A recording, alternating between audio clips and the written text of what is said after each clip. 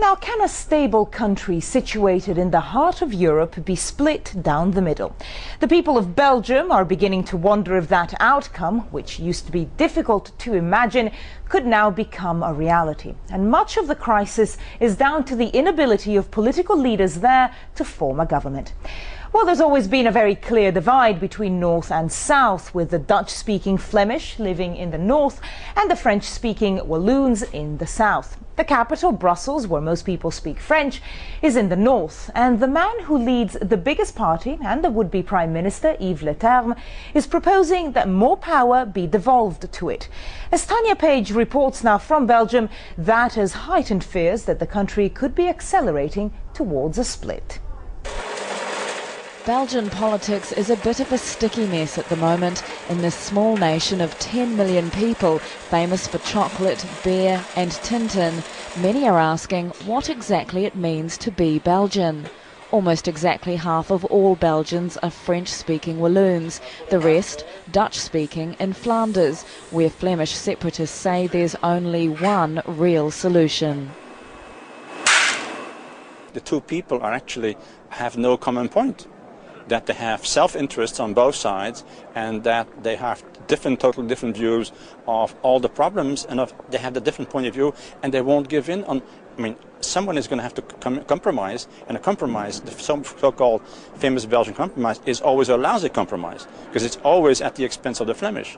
La Flandre va proclamer unilatéralement son... When an elaborate hoax news story said Flanders had declared independence, thousands believed it. A recent poll showed 46% of Flemish want separation, but on the streets of the bilingual capital there's little appetite for a split.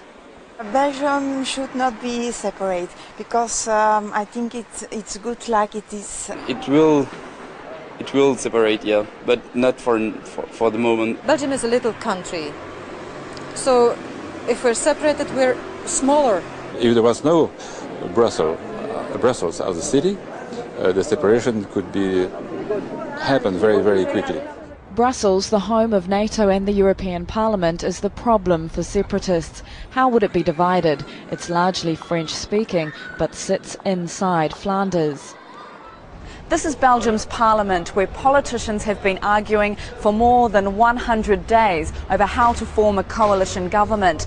It may sound like a long time, but over the years, Belgians have learned to be patient. In 1988, a government was formed after 150 days of debate.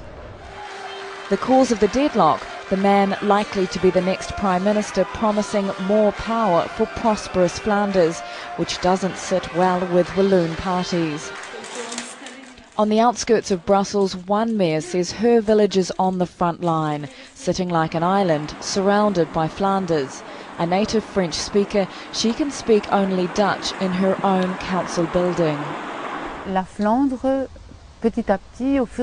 Flanders is progressively discriminating against the French speakers, and now we're at a very important stage because our language is the last link with Brussels and they want to cut it.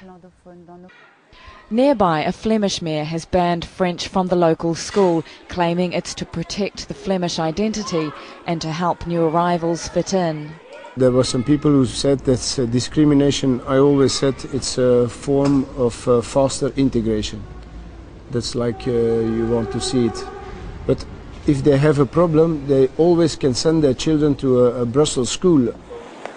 Most commentators will tell you that eventually there will be a government, that despite their differences, like all couples, Belgium is just going through a rough patch. Tanya Page, Al Jazeera, Belgium.